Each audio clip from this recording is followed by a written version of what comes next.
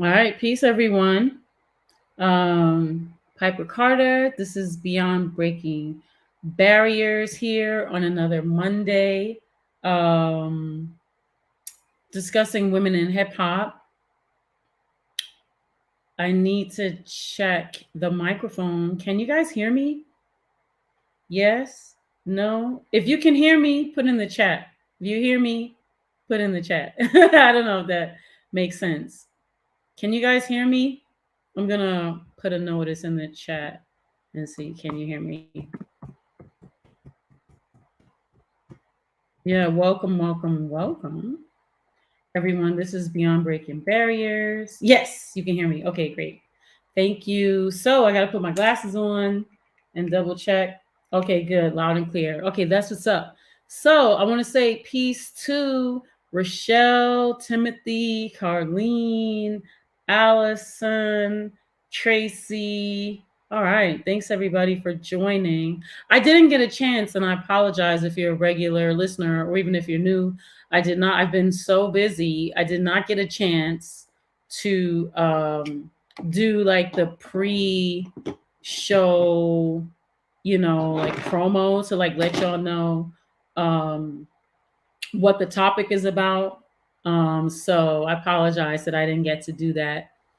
I am a grower, a gardener, I guess, farmer, I do Black food sovereignty, and I am the environmental justice coordinator for Detroit Black Community Food Security Network here in Detroit. And um, we just celebrated this past equinox, which was on Saturday, um, our harvest festival. And it was our 17th annual harvest festival. And our um, founding executive director, shouts out to Baba Malik Yakini, will be retiring next year. And so we had 2 days of an amazing celebration of Black food sovereignty activities and all types of games and prizes and horseback riding and people and farm tours and all types of workshops around Black food sovereignty and growing food and land and Afro-agrarianism and all the things, Black liberation. And so it was so beautiful. Shouts out to the Joy Project, who brought us some great programming. They did a series. They had, we gave them enough space. They did a whole series of things like learning about cotton and tying that to land and land reclamation and reclaiming our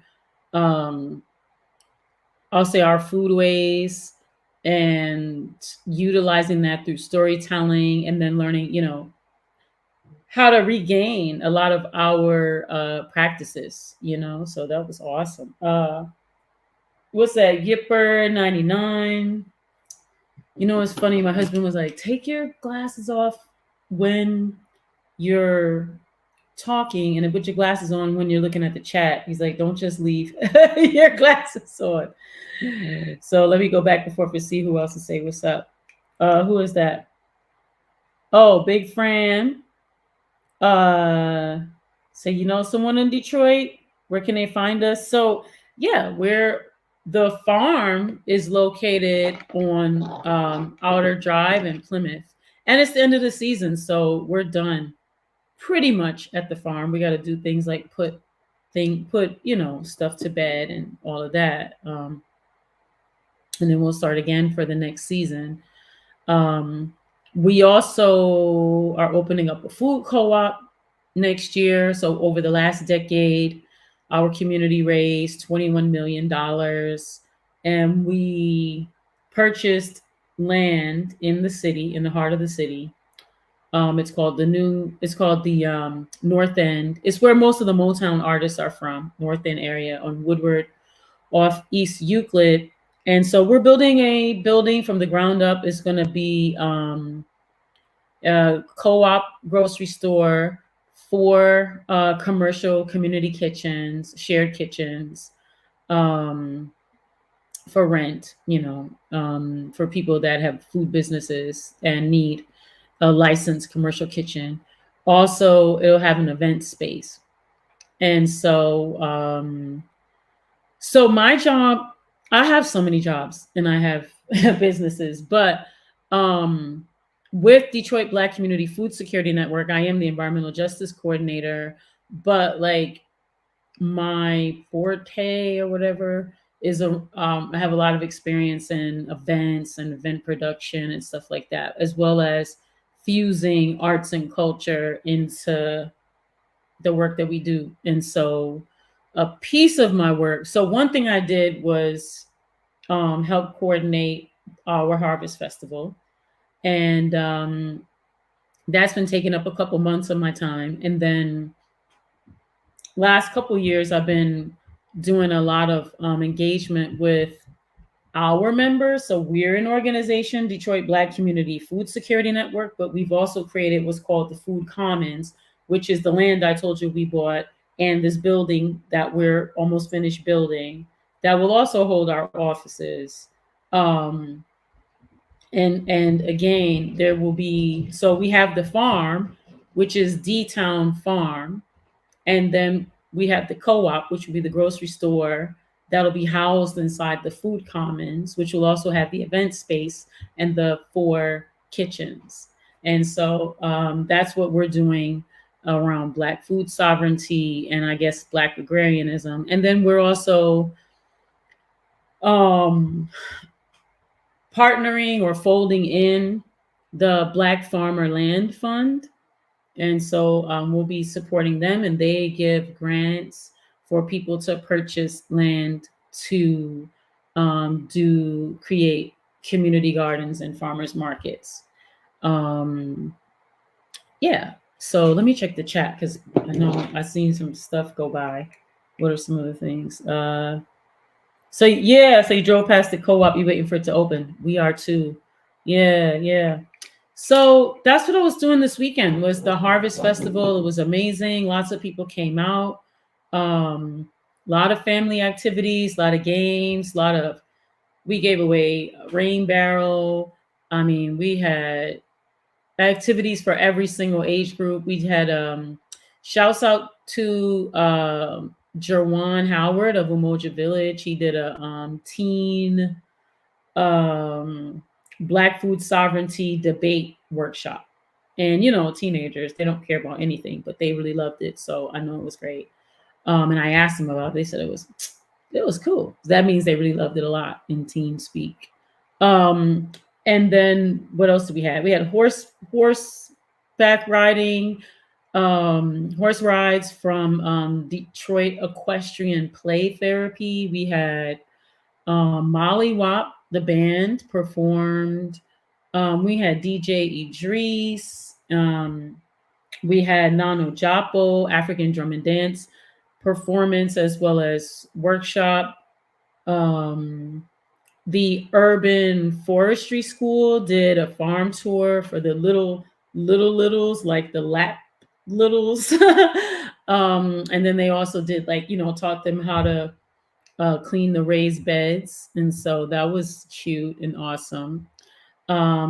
We also had like a scavenger hunt because we're located inside of Rouge Park, which is a state park, designated a state park. So they had to find different things around. So they had to kind of hike a little bit in the park and find things, and they won different prizes. But it was so cute. We had great vendors, lots of awesome, delicious food and handmade,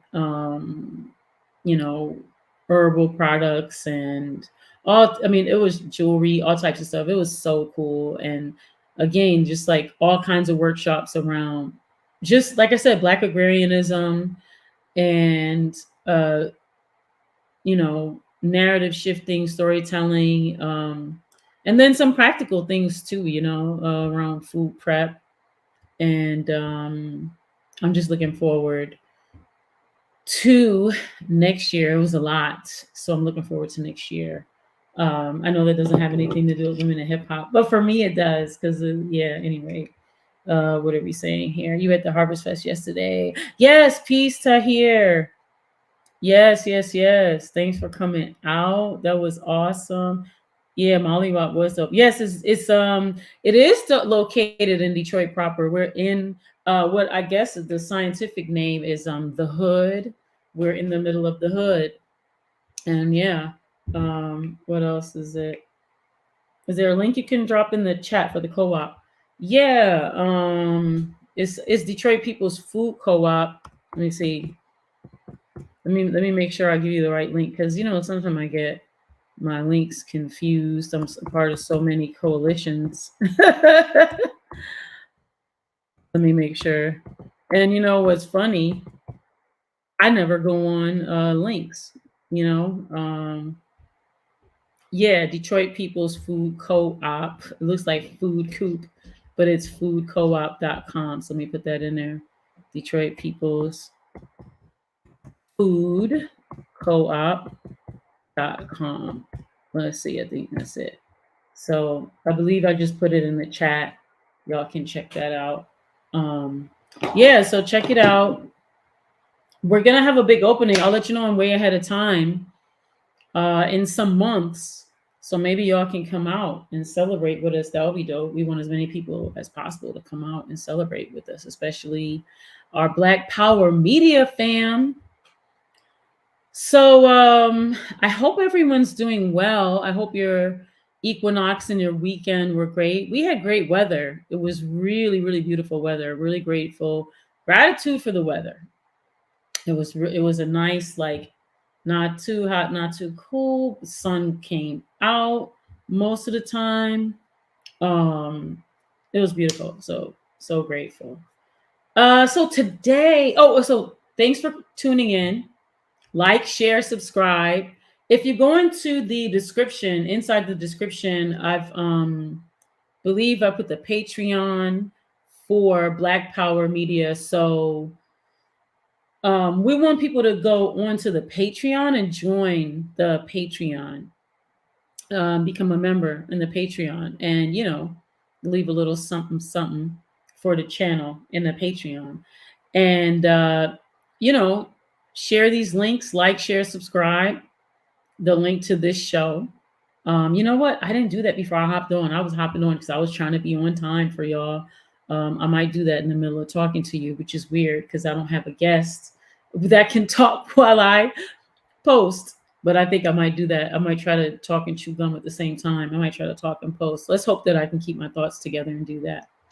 And then what else is there? I guess, yeah, we're on all your socials. So you want to share for that. And let your friends know. Tell your friends to come over if they care about women in hip hop and want to hear.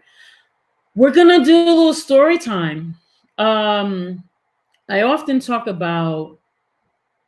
Oh, wait, before I move further, shouts out to Ty Phoenix. If y'all saw that episode and you liked it, put a little plus sign or a heart or something in the chat. Shouts out to Ty Phoenix. So amazing. Great show last week. I mean, listen, Ty Phoenix is one of the greats. And yeah, super phenomenal talent, super brilliant. She produces music. She's a lyricist. Like, she's super dope. Like, super dope. So just want to give a last shout out to her. Share that episode if you liked it. Let your folks know. So yeah, story time. So I often talk about. It feels like I've lived many lives. I always say, "Oh, I'm 51," but it feels like I'm like 91. It doesn't feel like it in my body, but just of how many me's have evolved, or the me that has evolved over time, and the me's that have emerged as a result of the evolutions. So 2008, I moved to Detroit. And I tell y'all, I moved to Detroit to become my mother's caregiver.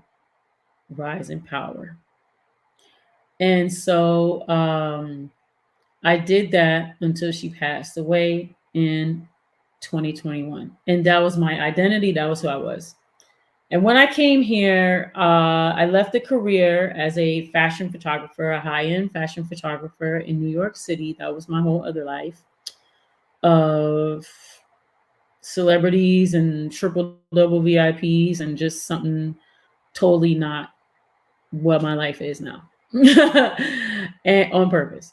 And so a little culture shock, even though I'm from here, you be in the industry for a while, you come back home, it's a little culture shock. And plus, it's geographically different, just like my industry wasn't here. I was really focused on taking care of my mom. That's where my headspace was. That's all I really cared about at the time. Um, and my mom had a bypass. She had had a heart attack, and she had bypass surgery. And during her bypass surgery, something went awry, and she ended up losing her full sight, full memory, and full mobility. And so instead of me coming home to just like help her heal for a month and go back to New York, it became indefinite. And so I just decided to stay here and become her caregiver because she needed an advocate in the hospital. She needed someone to care for her, and that cared about her. And to let me stop for a second to say something. If you have a loved one that is in the hospital, please advocate for them because these hospitals do not care about us. They don't care about your loved ones, and your loved ones mean nothing to people in the hospital. No shade to the hardworking nurses that, and techs and everyone else that puts in hard work and does care. No shade to you. As a matter of fact, if you don't fit this narrative and you are one of the rare nurses or techs or scrubs or you know maintenance people or whoever that cares, and you are at the hospital and you're helping people, and this is not you, then this is not aimed towards you. I'm talking about the vast majority of people that work in a hospital. They don't give a shit about anything. And yeah, so I just want to say that. So yeah, I had to fight hard, you know what I'm saying, to make sure that my mom was taken care of and then my mom, had the things she needed. And so that's why I was like, you know what? I don't care about my successful career and all the money I'm making and all this VIP bullshit. Like, I got to take care of my mom. She means the world to me. I don't care about nothing else but her. And that's what I did. I just dived 10 toes in to take care of my mom. Um, and she ended up being in the hospital like 9 months. And so I kind of ended up being in the hospital with her, you know what I'm saying, every day. Just, you know, helping her. And then when, she did outpatient for 3 months or something like that, then she came home. Then when she came home, that's when more work started because, she didn't have her memory. So, and she didn't have her mobility and she didn't have her sight. And so, she just needed a lot of care. So, I had to also hire a nurse, but I had always been into holistic health, like for myself. Like I actually studied under Dr. Jewel Pookrum uh, for 2 years, holistic health. And then I studied under Queen Afua for like 2 years. And so, but I did that stuff like for me. And then I started just learning more and then applying what I was learning to her, to help her. And then I just dedicated myself to learning more about holistic health, herbs, healing, different, modalities. I'd always practice massage and Reiki and yoga, all that stuff that people thought was kooky until about a decade ago. And so I've been doing all this type of stuff since like 1990. And so fortunately I had a lot of those modalities and tools in my tool belt, and I just had to sharpen them. You know what I mean?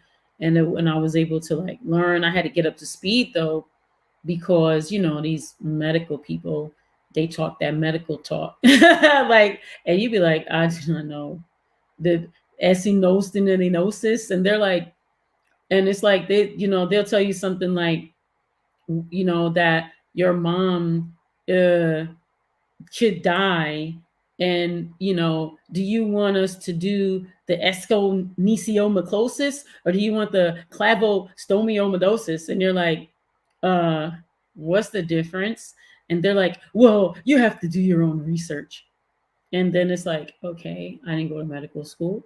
So you on the internet, which is like, who knows if you're not in the medical field, like was it useful? I mean, what a WebMD, I mean, who knows what a useful site is, right? And so you're just on there doing this research, trying to look up all these words, and you're trying to be like, okay, do I know any doctors and things? And it's like you're asking people, and then people keep telling you the same thing. You gotta do your own research. And there's nothing worse than somebody telling you to do your own research, and you're like, you literally have to try to figure this out, and you're like trying to not accidentally kill your mom because you don't understand, and you don't want to make a wrong decision. You know what I'm saying? So it's like, yeah, and then you only have like a day or two, because it's this condition or that condition, and if we don't do it in time, then she might die, and we don't know, but do you want to do it or no? And you're like, oh, Jesus Christ.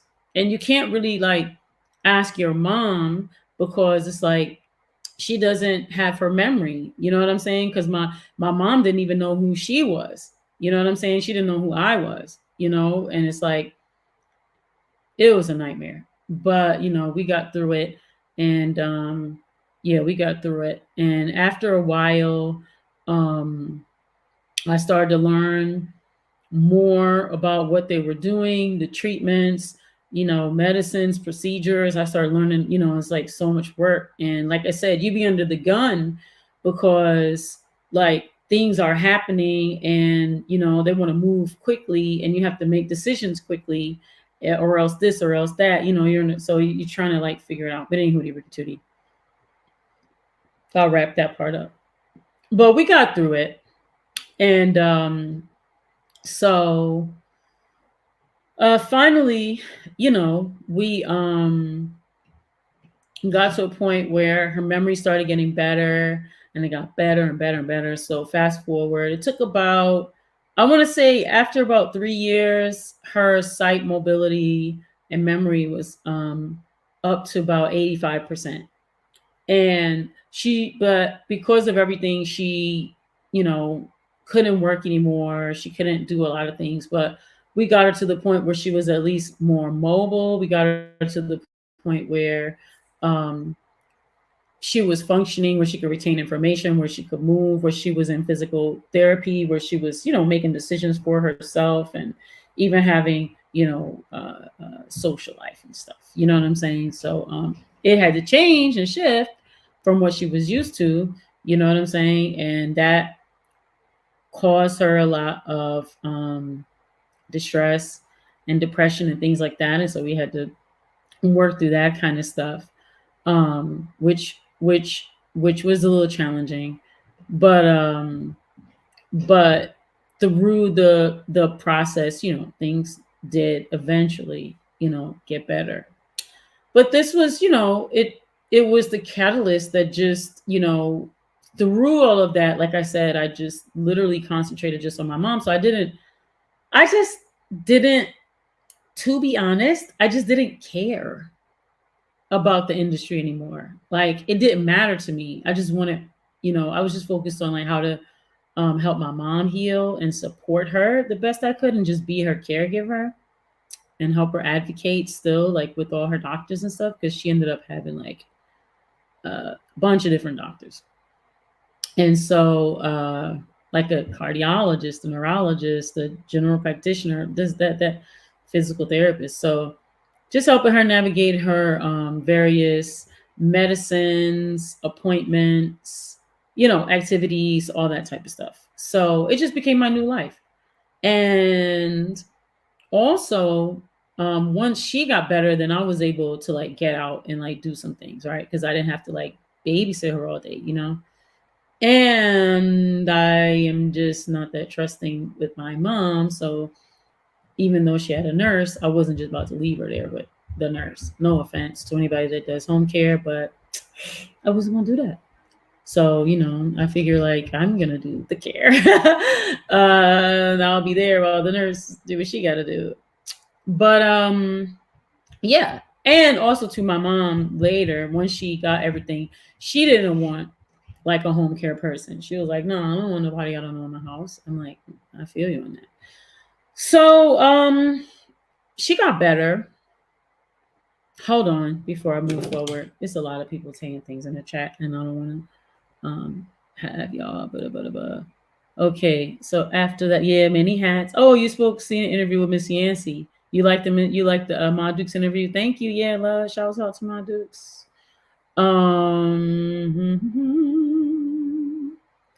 So scratching my head. That's funny. You take care of your mom, right? Um, yeah, the work is valuable. Hold on one second. That's my daughter. Just a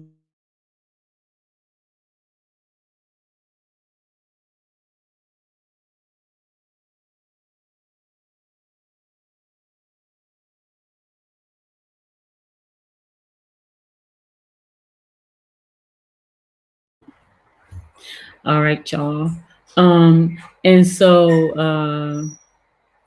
yeah, Carlene, so you take care of your mom. Here's much love to you taking care of your mom. I don't know what you mean affiliated with what. Uh, oh, and they tell us to stay away from WebMD. Then they tell us to do our own research. Right? They tell us stay away from WebMD. Then they tell us to do our own research. Now, I'll be honest with you. I don't got a lot of information off of WebMD. I guess what I do is like I go to WebMD. I see what they're talking about. Then I go to the other, I don't know, list of sites, and then I look up what they're saying. Then I try to look that up. Then I look up like then I look up what I found. It's research. And I will say this about that. When I was at Vogue magazine, I did this was years ago. 20 plus years ago. I did a research project, right? This was my first like professional, or my first and only professional research job. And there was a Poiret exhibit when they opened up the Costume Institute at the Met in New York City, and I got hired for that. And they hired me to do some historical research, right, on some of the costuming. That was my first time I learned how to properly do research, and that's how I learned like the type of resources that rich people have to do research.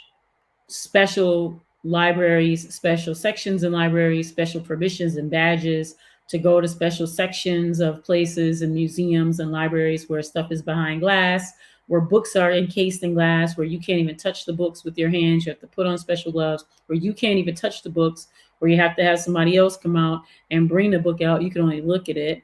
You can't really look at it in light because the light like interacts and can ruin it so that it doesn't exist anymore. And so if look this low light, all of that type of stuff. So that was the first time that I ever was like understanding like, oh, this research thing is a thing. Because before that, for me, research was like go to the library, card catalog.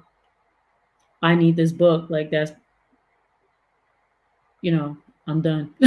But now I do have some tools after doing that. But I think what makes it a little different is when you have to do research. See, doing research for something like that I would consider that like an interest. But doing research for like your mom when you're worried about is what you decide because you have to research something because the doctor is asking you to make a decision for her that she is not in a position to make herself. That's where it gets like, okay, this ain't fair. So I have to write everything down. When I'm at doctor's office, I feel like they flex with their big words instead of trying to be helpful. they try to flex with it. It's like, and then you ask the question like, well, what does this mean? What does that mean? And they won't tell you because they say they're afraid of getting sued because they don't want to like influence you. It's like I might need your influence, like if you're concerned about helping me.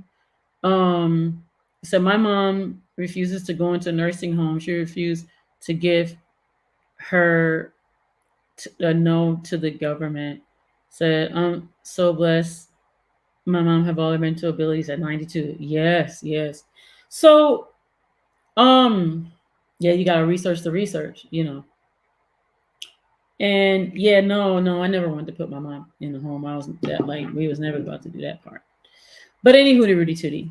Um, I'm saying all that to say I'm setting the stage for like what life was like, you know, uh for me personally. And so at the time I ended up purchasing a building. I know it sounds weird.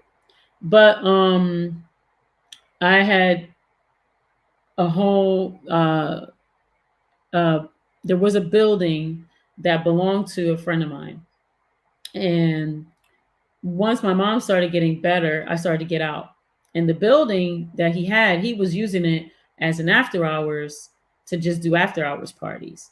And so I asked him, like, hey, can I go in the daytime? Because it was like an art gallery. He had done some shows. He had let some of the graffiti artists do like shows and stuff. And I was like, ooh, let me go there because I'd like to, maybe do some photography projects or whatever. He was like, cool, because he was working in the daytime, so he let me use the building.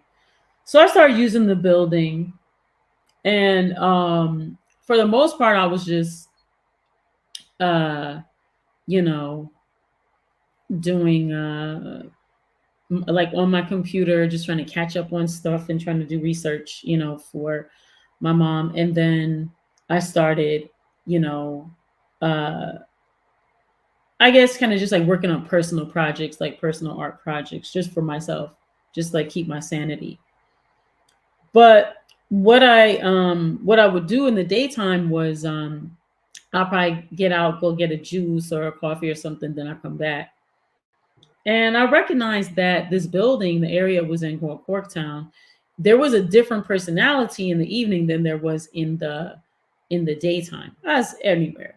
And so while he was doing these after hour parties and stuff, that was like a whole different crowd. But in the daytime, it was like this kind of eclectic, artsy sort of neighborhood.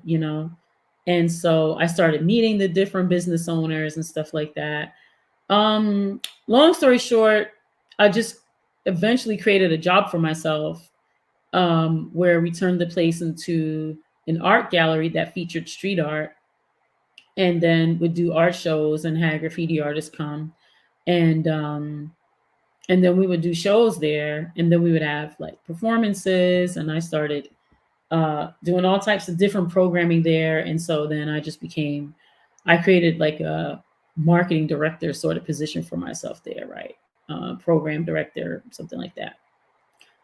So that was pretty cool. Started doing that. Started meeting different types of people, bringing them in.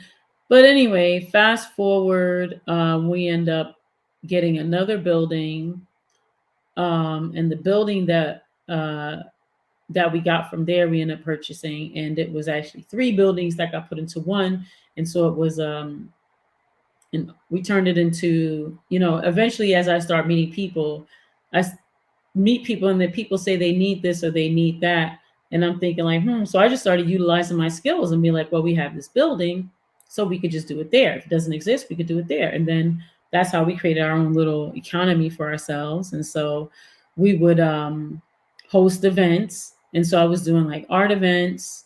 And then because it was the three buildings put into one building was a cafe, one building was the gallery, and the other building was the performance space. And so we had taken this building and brought it from being condemned to up to code. And so we took things down and we utilized different pieces that we took down, and we repurposed what we could and threw away what we didn't need, and allowed other artists to come in. And um, it just, the performance space, I think I've told y'all before, we turned into like uh, a weekly no misogyny and no capitalism open mic. And then, but we also had like b-boy classes, and we also um had like art workshops and master classes. And then in the cafe space, we end up letting a lot of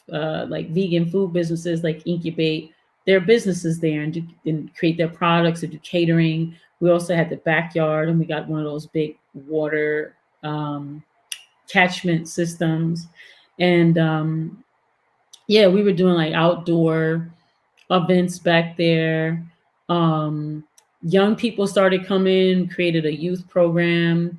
I helped found this organization because at the time we were trying to get more people to have access to technology and demystify technology, um, and also do a lot of open source and have people learn more about open source. And so we ended up uh, writing a grant and creating a computer lab that was for artists. And so we had like parents come. It's like Detroit at that time was also shifting, because it was like the time of the economic crisis. And so a lot of people were just like out of work, and we were like, wow, there's all these people who are just out of work, and a lot of them are like engineers or this or that at the plant, and they're not working. We could get them to come, be a part of the space. So people would come. We found ways to like fund each other, little stipends and stuff, so that, you know, parents could come and be teachers, in the space. So in the food space, we had parents who were like vegan food chefs and preparers, and they would make their meals for their clients. They would do catering. They would prepare food for the youth program. They would teach healthy food prep to the kids so that they could you know, make their lunch or their breakfast. We would get food from the local farms. We would, take them out in the city to different places. Uh, but anyway, we just built the space up, and we would do janazas, we would do funerals, we would do baby showers, birthday parties, graduations. We even had people have weddings there. We started doing a teen baby shower because we realized how many teens, needed baby showers and just needed community to love on them. Started doing a mentorship program for the pregnant teens. I think I told y'all about that. Um, and there were a lot of people, we're in Detroit. So in the Detroit hip hop community, there were a lot of people who, from my generation, had been in community with Jay Dilla, rest his soul. And so these are the folks who made music with Dilla, who he hung with, and all that. And so started doing Dilla Day events and teaching Dilla history and doing Dilla Youth Day and doing film screenings, and then just working with people that make films and having people learn how to make films. And it was like music production. We had a studio. Like we were just doing a lot of stuff. And then I guess we were just doing a bit too much.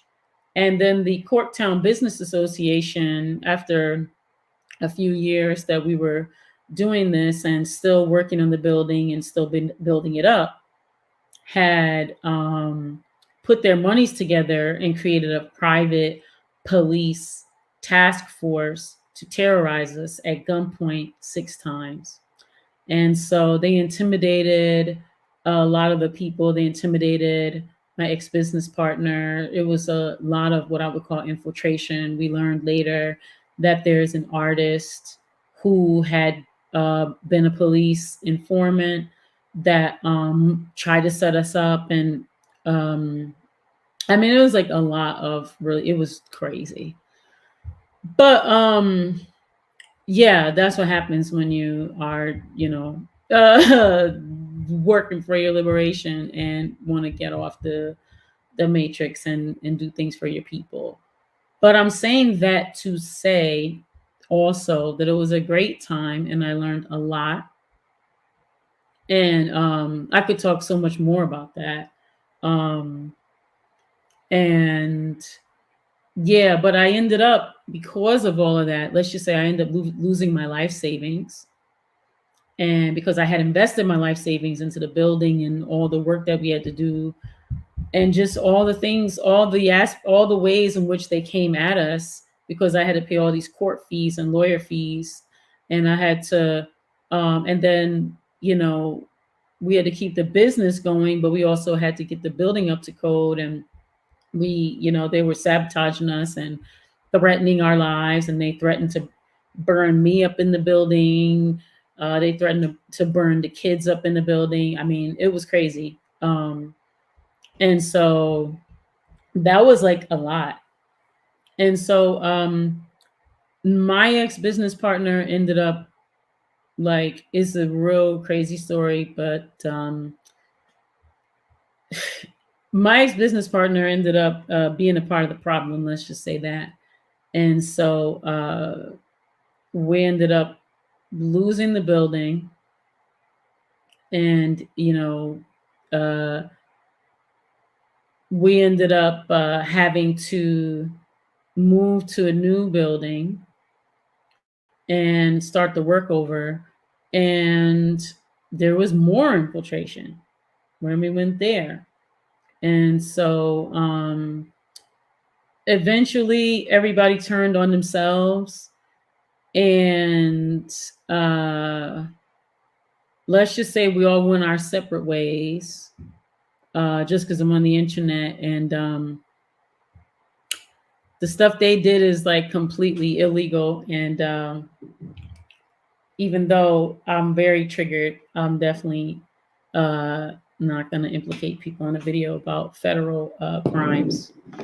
But let's just say that that's where it went, that things they did. And so we all separated. And then that went its way. And I looked at all the work that I had done in my investment, and I took some time, and I went to yeah, I had death people had put death threats against me, because he lied on me, of course. um I will say that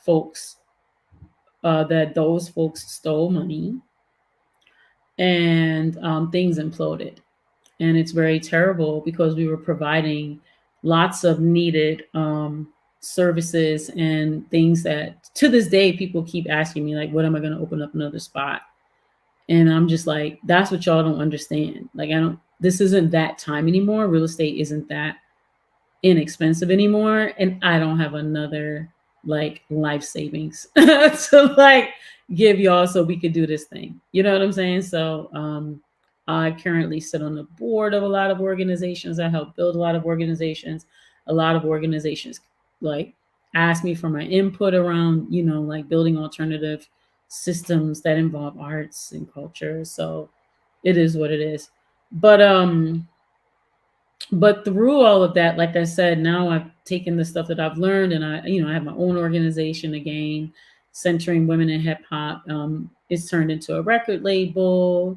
It's turned into we have this annual showcase we do that features an all woman band. We have a retreat that we do where we pair, I'm going to say, like, veterans with emerging, and have conversations in nature, in black owned land, in Idlewild, like where we can do yoga and meditation and be, on the water, and and make healthy, vegan meals together from fresh produce that we grow. And then yeah, and then there's the, like, just support network that we have for one another, collaborations, end up doing a lot of like speaking workshops, that.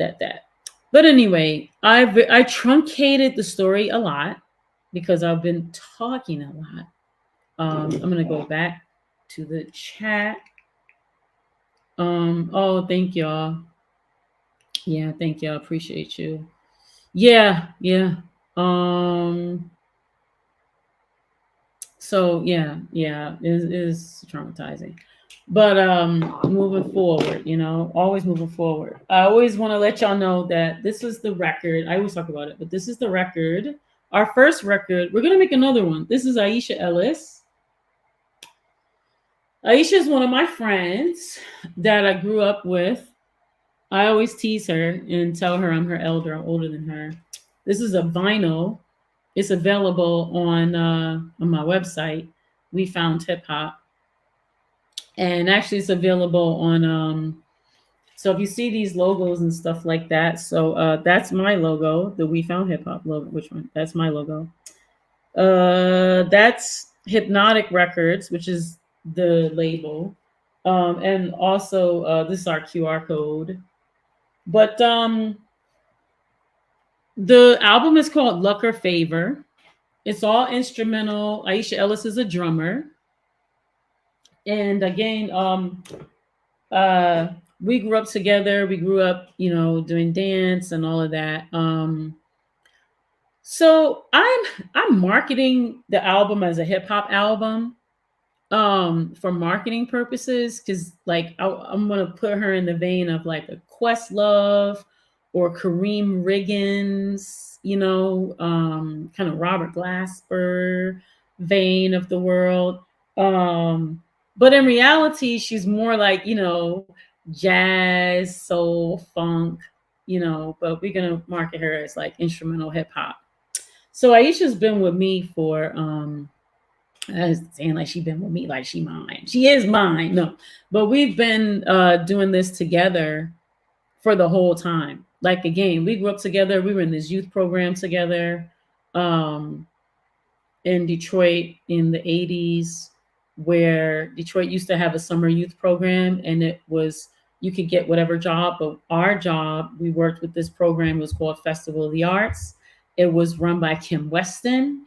And if you know Kim Weston, she made music with Marvin Gaye, It Takes Two, baby, and a bunch of other songs. But she had the youth program, and all the different Motown artists were our teachers and mentors. And so it was a training program for young people who were interested in becoming artists. At the time, I danced. I was a dancer, actress, and vocalist, I guess. So there was like 13 workshops. You can be in like vocal, dance, drama, culinary. They even had clerical to teach you about music business, video production. What was it? Um, Costuming, stage production. Anyway, they had 13 different workshops of the industry, and they had industry professionals, right? Because she was a Motown, so she knew all the professionals, and they trained you. And so in the summers, you would get trained. Like you would probably did it like during your school time, and then you would get trained, and then in between your trainings, you would also have to audition, and then you would perform around the city based on if you got chosen in the audition. So anyway, that was our experience, and so it trained us to be professionals in the industry. It taught us a lot, helped us hone our skills, from our industry business skills to our art skills, also how to deal with people skills, how to audition, how to a lot of skills that I still maintain to this day that helped me navigate the industry when I became a professional. So take a lot of that knowledge as well, and I look at uh, all the ways in which I don't like the industry or all the ills of the industry. And so for me, what I'm hoping that I'm doing is helping us create our own economies around arts and culture based on our own values, and looking for others who would like to do the same in business with us, right? And working with organizations and institutions that honor and respect our values as well. So anyway, with that, when we first started the No Misogyny open mic that I said lasted 5 years, it was called The Foundation, and we had an all woman band, and Aisha was our drummer.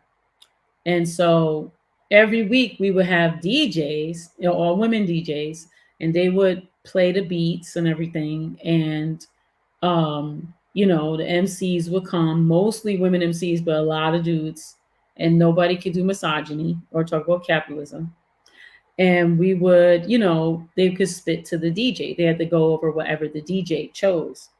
And there were words, and then the words, they had to go for the words. So I've explained it all before. So once a month, we would have the band. And the only reason that I did it only once a month, because it was pretty expensive for me, because I would have to pay all the band members. I would also have to pay like the sound person, to run it, and I would have to like rent, the sound equipment that I needed in order to, showcase a band.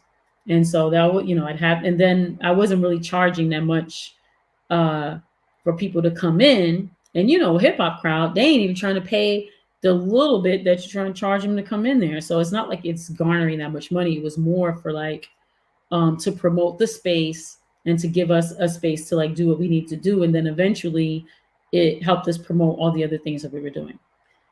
So what they would do is they would learn, like what we would do is listen to like different samples, and we would take samples that we really love and different hip hops, like really famous hip hop samples. Let's say like Dorothy Ashby samples, Windows of My Mind, or like Donald Byrd, or like, I mean, just different samples. It could be anything. It could be Weather Report, War, uh, you name it.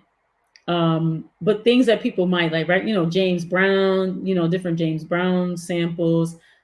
It's just so many, so many, so many, so many. Just think of all your jazz, funk, soul, even Sun Ra, like just um Coltrane, whatever samples, and we would have them, they would play it, and then the MCs would rhyme to the samples, and then they could do different things like take the break and then go somewhere else and then create something else. And we called our band Yin, you get it. And so that was cool. They started to become a draw. So then we could, we were able to charge a little bit more because people were actually coming, what I'm saying, for the band. But that was a thing, it was really cool. And then as we evolved, and then after all that drama I told you about, and I just started doing it as an annual showcase where people would have to like, kind of audition to be a part of it. And she remained my musical director for the band. And shouts out to Pamela Wise, um, the legendary jazz pianist, Pamela Wise, who would play keys for us. So that's already amazing right there. So yeah, we'll have to bring a lot of that back. But we would do the annual showcase, and then COVID happened. And so during COVID, um, I reached out to all the artists and that I had worked with before, and I asked them like, um, what is it that I could do, you know, to support you, like in this moment? Because I don't know if y'all remember. If you're an artist, you'll remember. But it was rough for artists because, artists make their money doing performances, and we couldn't gather, we couldn't have events. This before the whole D-Nice phenomenon of the online, or even before the verses, right? This was at the beginning. And we were trying to figure out, like, because she's a parent, like there's mad parents, peace, David. There's lots of parents. And, because also too, there's all genders of parents. And when you work with women in hip hop, a lot of women are parents. A lot of women that when you're doing women in hip hop, they're parents. And so they can't be at the club like all times of night. You know what I'm saying? They can't be touring and doing stuff like that, right? That's already in general. And so now, even when they was trying to do whatever they was trying to do, if that was how they was taking care of themselves, now it's pandemic. You know what I'm saying? Like, how are people going to take care of themselves and their family? And so that was where I was really trying to be supportive, because I was at that time, and even now as I've evolved, uh, doing other things, like doing a lot of social justice work. And more justice work in the land of like organizing, the arts and culture for um, like, you know, justice spaced events. And so it could be conferences, it could be, oh, shoot, let me check on my grandson real quick. I'll be right back.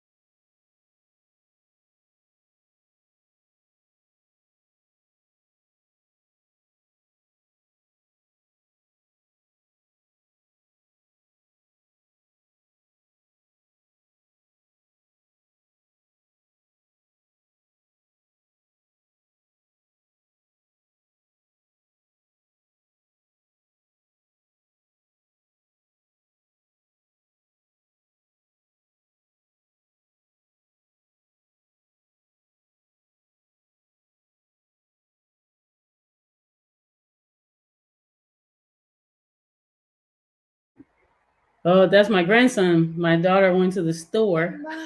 She would have to go to the store right now. So that's cool. So you may hear him play, but don't worry about that. He's having a good time. So let me see, where was I? Oh, I think I was telling you about the band and where we are right now. And so now, what is he doing? Oh, you're good. Okay, he's good. So the band right now, we're not like a band like anymore. Uh that's hot. Don't touch that. That's hot. And so the band is now the drummer, right? So we're not like a full band anymore. Yeah. And so now Aisha is the center focus, and I've decided to like I said, make her like a Robert Glasper, or like the artist. And I think one of the things that I'm learning in this process, like since COVID, is how we're gonna go from like that mindset that we used to be. Like we used to be event oriented. We used to make our money doing events. That's what I'm trying to say. And so now, instead of doing events, um, we're kind of more focused on like making projects, and that's just a little bit different of a focus for us, because I guess economy wise, it was like if you do an event, it's like you do the event and then it's like you charge for the event and that's it. So you charge the event, everybody gets paid and that's it. If you're doing like projects, then it's like there's going to be like a longer period of time before you're going to get any like, monetary return. Although, like I said, I just showed you the album. And so you can buy the album, and you support the artist. The other thing is we're not doing streaming. I don't know if that's good or bad. We're just not doing streaming. We decided to not do streaming. And so for us, we just decided to not do the streaming because number one, you don't really get paid from the streaming. It's just like pennies. And I don't know, the what is it called? We kind of we're going back and forth because some people are like want to have the streaming for like discoverability. We're doing an experiment where we're just selling the record like off the website and just experimenting with that. Like, what is that like? Um, it is probably a bit more difficult for people to discover the music. So the album will have been on sale for about a year, starting in May or June. And so moving forward, we'll see. Maybe we'll go on streaming next year. I don't know. We're gonna keep thinking about it. I have sent the album to different DJs so that the music can get out there. Um, and what else? Yeah, it's just a different experience. It's just a different. It's just different. Well, it's not that we're not doing events. We're just haven't done events. And I think we're going to do events. I'm thinking about what we'll do for next year. She's working on her next project for next year. So we're going to be in the studio next month, starting with her new project. And then I'm thinking the we're going to bring back the retreat, and I want to bring back the showcase. I know I want to bring those back. And yeah. So anyway, that's where all of that is right now. I'm doing a lot of restructuring. Like COVID just kind of changed. COVID kind of I mean, I reached out to all the artists and asked them, and obviously nobody really knew, what to do. Uh we did do an online concert. It did do very well. You know, I don't know if now, like in this time, if an online concert, like, I mean, everybody's doing hybrid, but I don't know if an online concert is, what's the word I'm trying to say? I don't know if an online concert makes sense. I mean, maybe it does. Maybe people are doing online. I don't know. But yeah, I don't know. Wait, hold on. Let me check on my grandson because he's quiet. And when they're quiet, I'm like looking for my daughter. Give me 1 second.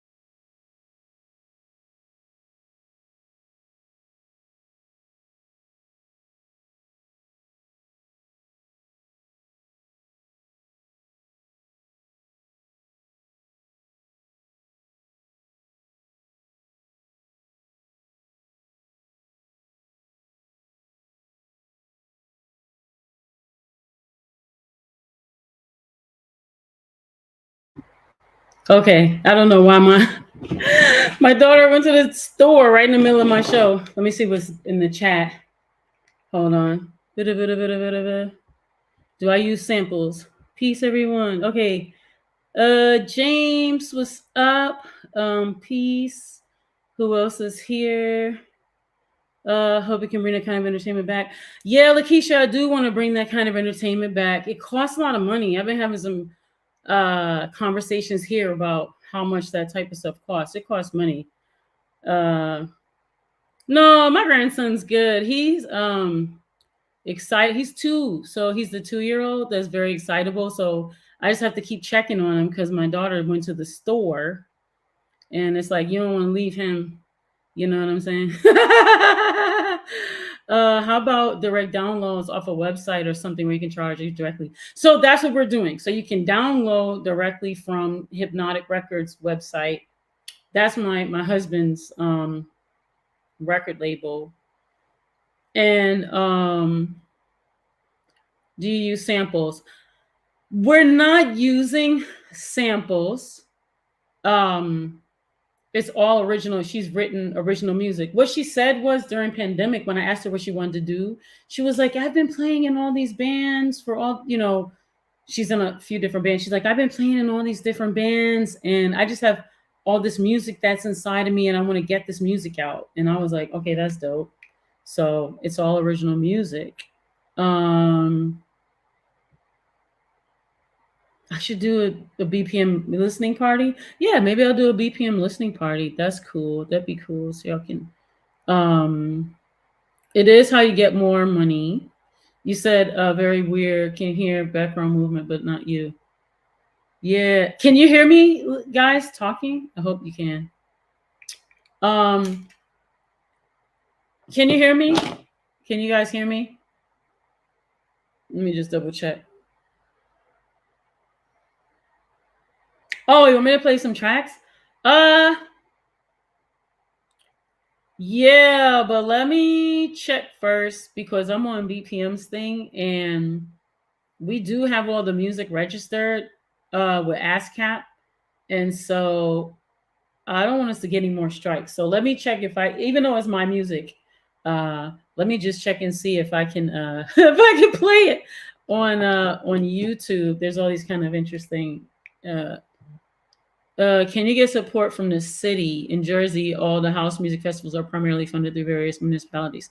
Detroit, during the bankruptcy, that's a big problem in Detroit with arts and culture. There's no funding for arts and culture. The city does not fund arts and culture. They don't even have a fund. They got rid of it. So during the bankruptcy and emergency management that happened in the early part of, I don't know, when, like some years ago, um it was taken away, you know so there is no city funding. So there's no city funding for arts education. There's no funding for um like you know universities, like arts and universities. There's no funding for any like big concerts. There's no funding for like theater, ballet, you know what I'm saying, symphony. There is no funding in this city for arts. So the way that arts funding in Detroit works, um, I call it the KKK. It's the Knight Foundation, the Kresge Foundation, and the Kellogg Foundation kind of run everything.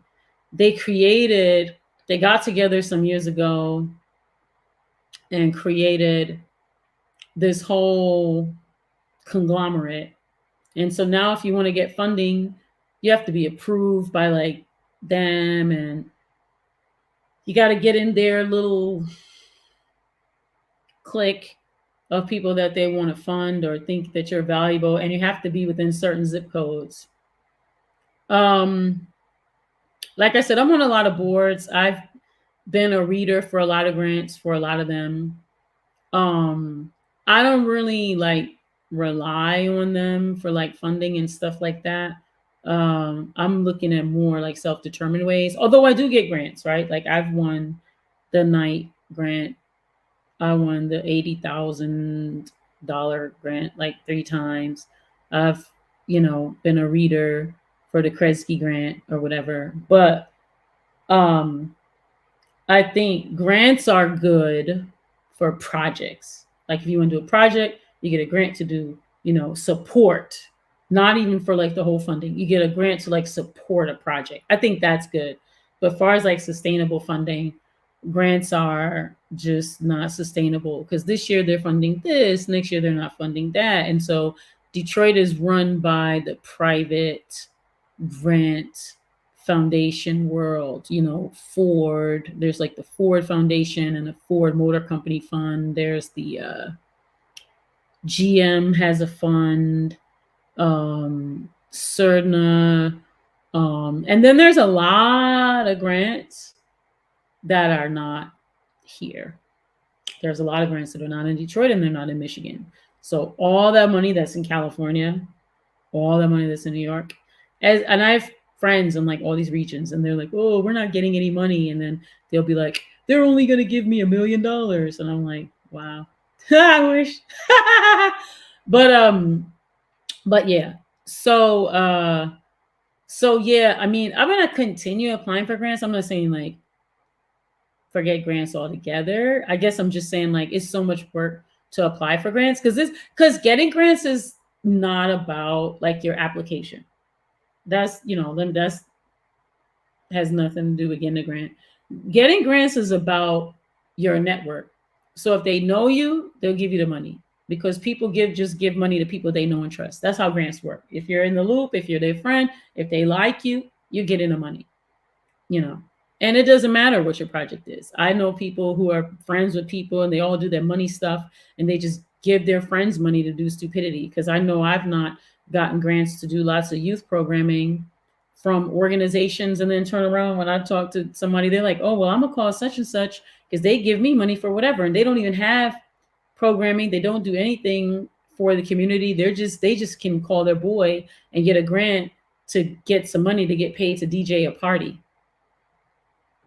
So it's the grant world. It's a like, remember that part in the Wiz when they went behind and you saw the wizard, and then it was just Richard Pryor. Yeah, that's the grant world, you know. But anyway, but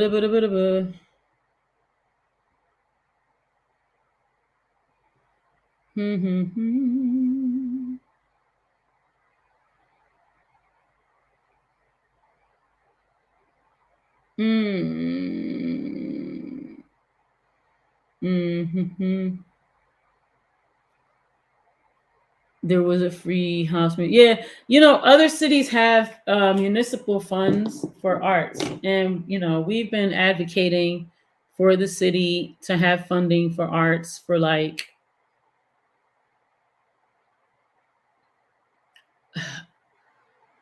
probably 15 years now.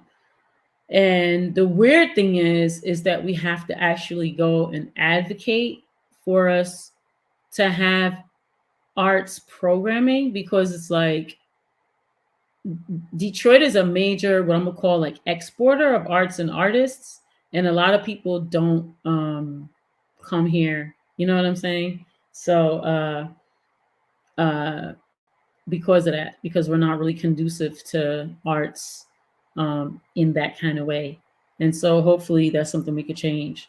But something I wanted to do was to I wanted to do a part one. There's going to be like a part two, part three, part four. But something I want to do is just introduce this concept. I told you that whole story because it's the background to this book. And I want to talk about this book. This book is called Women Rappin Revolution. It's written by Dr. Kelly Hay and Dr. Rebecca Ferrugia. And they are professors at Oakland University. And all the stuff that I just told you about is documented. Like, well, I don't know about that stuff, but the work of building the no misogyny open mic that lasted for 5 years, they studied us. I know it sounds weird and crazy, but with our permission, and were in our community for about 7 years or something like that, learning and supporting us. And they wrote about it. And so it turned into a a journal piece, and then that journal piece became a book. And so 100% of the proceeds come to my organization, We Found Hip Hop. And it's documented, like our story. So I wanted to end around 9:30. He said, "You're talking a lot, but are you going to play the music?" No, I'm not going to play the music. I'm going to ask you to go look for the music online because we're on Black Power Media's YouTube channel. And I'll explain it again. Because Black Power Media is a separate entity than like my organization, I don't want the channel to get a strike for playing my music, even though I personally give them permission. YouTube has give strikes if you play other people's music. And so because we're registered with ASCAP, then I'm not going to play the music on here because I don't want them to get a strike. But I will say you can look up Aisha Ellis, and we have music that's on YouTube and you can listen to it. Also, too, if you would like to purchase the music, then you can go to the Hypnotic Records website and you can download the music and you can listen to it there, or you can play a little sample on there. But so with that, I wanted to just read a little bit. This one, she says on the cover, hip hop and community building in Detroit. And again, like I said, these are professors. I'll probably bring them on here to have a conversation about this, about their work. Here we go. I'm going to put HIPNOTECHRECORDS.com. There y'all go. There you go. All right. It says, "Oh yeah, my cousin Nikhil is in New Jersey. Hey, peace." You said Nets Kisa Books and Gifts. Okay, peace to y'all. That's what's up. Yeah, Kill's my cousin. So I guess my daughter's back. I wanted to read a little bit of it to ya. You're welcome. I want to read a little bit to ya. Let's see. Oh, I had Mahogany Jones on here, and she came like was it like 3 weeks ago or 3 weeks ago or something like that, or 4 weeks ago? No, it wasn't. Was it 4 weeks? It could be 4 weeks, 3 or 4 weeks ago. Mahogany came. And she wrote a foreword. I wrote a foreword. There's a preface that they wrote together. Rebecca wrote a piece of the preface. Kelly wrote a piece of the preface. And then they kind of give like an overview of like what the book is about. They give a little bit about each of themselves. They give a little bit about their work that they did together. And then there's like an introduction. And then, which also goes into a lot of the stuff that I was telling you about like the financial crisis that was going on in Detroit and why, we even created, the open mic. And then it talks about the foundation, which was the weekly No Misogyny open mic. And like why we named it as such. And then, yeah. And so each chapter kind of goes into sort of description of some of the history and then it talks a little bit more about like cities and spaces and this kind of thing. But what I want to do is I want to go through the book with you. I'm not going to go through the whole book tonight. I was going to read a little bit of it tonight. But I wanted to, as I go through, when you guys come and visit here, I wanted to maybe one show will be an interview show, then another show will do the book, then another show will be an interview show, then another show will be the book, instead of doing a whole bunch of the book all at the same time.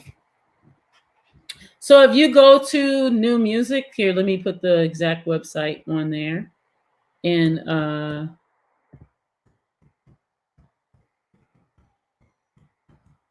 going to put the exact link on there for you under new releases.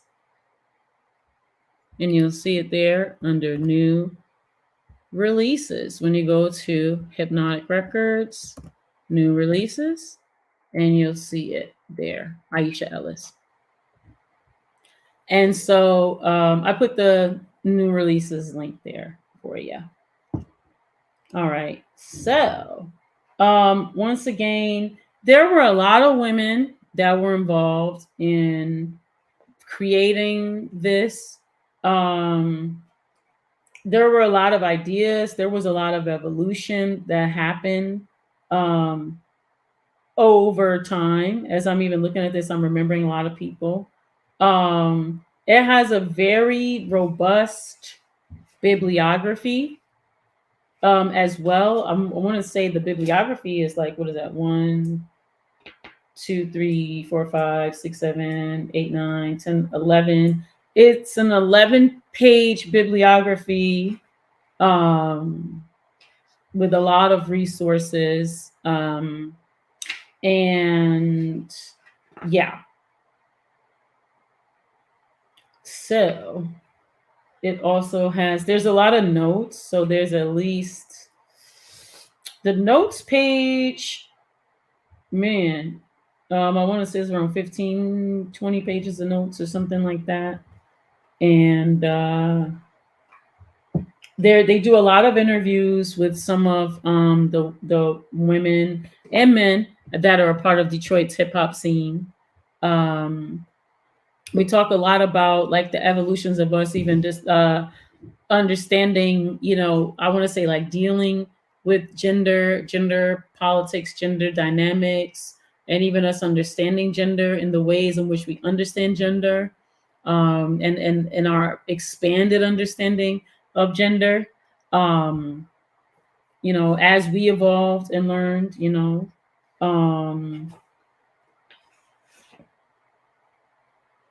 yeah. And so as we get ready to close, I want to read a little bit, but let me know what y'all think. And then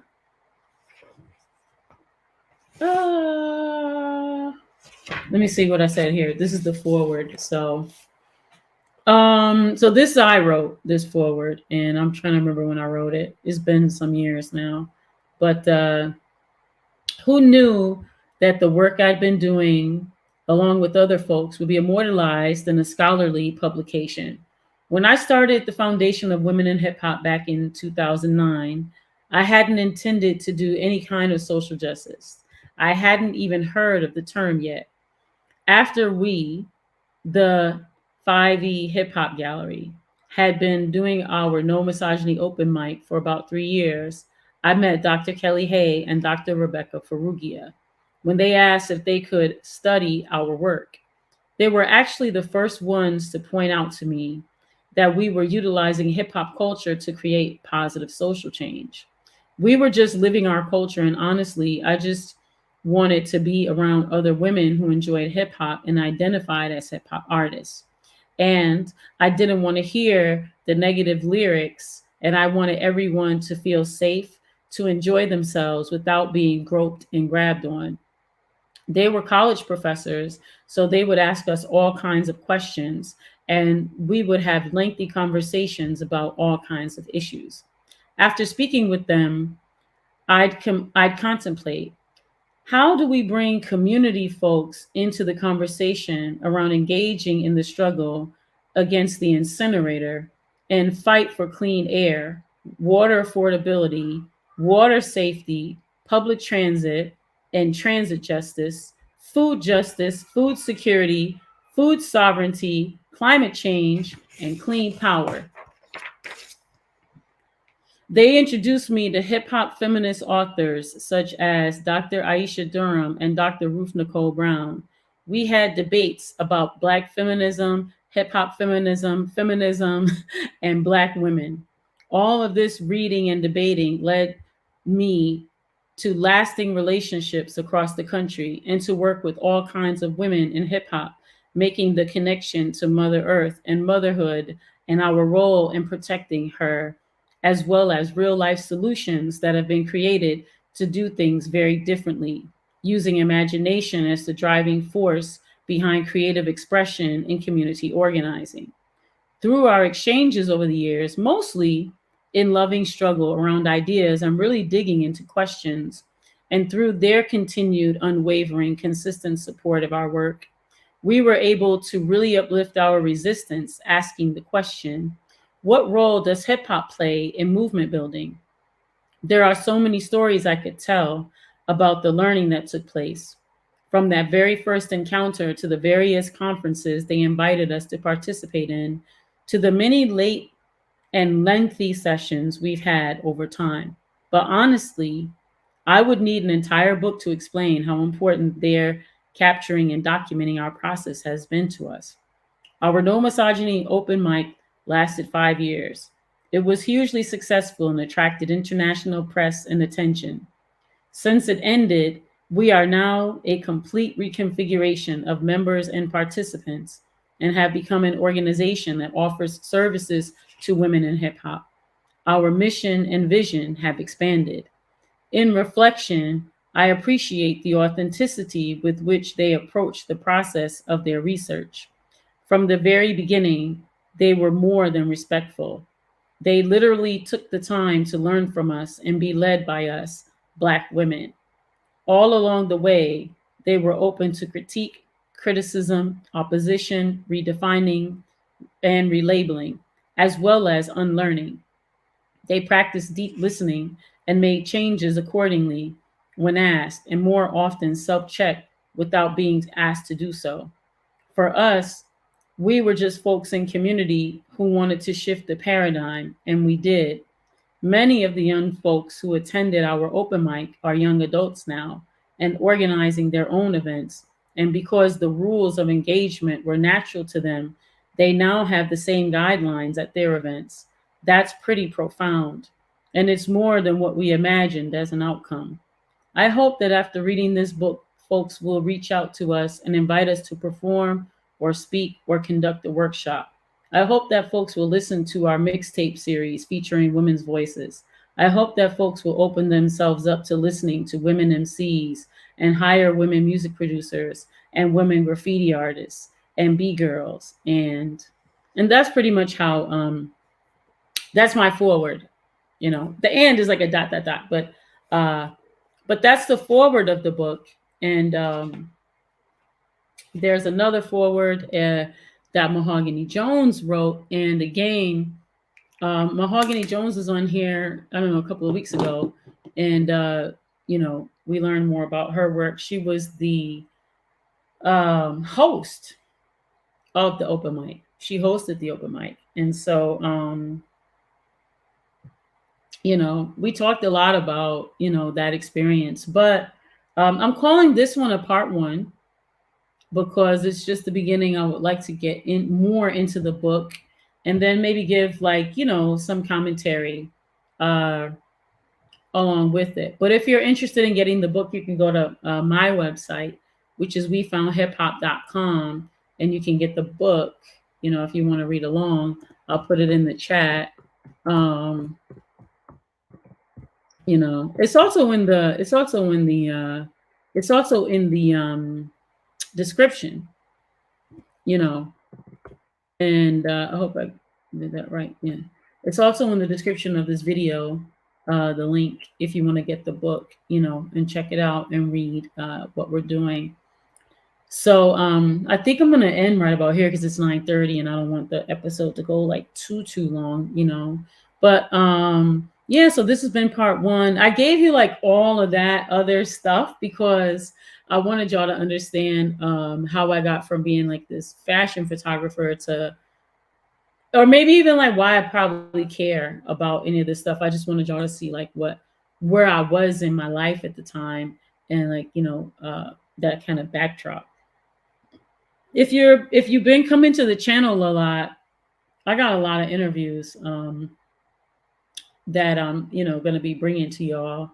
Um, I'm still trying to work on the dates for most people, but I've been reaching out to a lot of people to have conversations and have some interesting conversations. So, in between having those conversations, I think I'll go back and forth between those conversations and the book and commentary. And then if there's stuff that y'all want me to talk about, um, yeah. So I want to appreciate everyone that has stuck with me. Shouts out to my grandson for being upstairs playing and having a good time and kind of joining us a little bit. And I appreciate y'all for stopping by and listening. This is Beyond Breaking Barriers. So, Pamela Jones, you said you just got here and we'll run it back for sure. Take good care. Okay, just for if you run back and you see me not sitting there, I went to go get my grandson like 2 times, but I came back. So yeah, so please like, share, subscribe, um, and let folks know to come by here if you want to have conversations about women in hip hop. Let me see what you said. That's Global Sisters Media Revolutionary Greetings. Looking forward to listening to the replay. Yes, yes, yes. Yeah. And so I was just saying we have this book. It's our book, Women Rappin Revolution. If you're interested, the link is in the description. And it's about our work creating this movement here in Detroit. Thank you. And my grandson says peace to you too. And yeah, so again, support the channel, Black Power Media. Go to the Patreon, support. If you want to support my work, you go to We Found Hip Hop. You could buy the book, you can buy an album. We probably won't be doing any events till next year.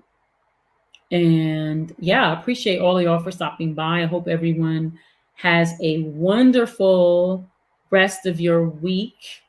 I hope it goes well for you. And we'll see you next week, 8 o'clock, right here on Black Power Media for Beyond Breaking Barriers, where we talk about women in hip hop. Peace.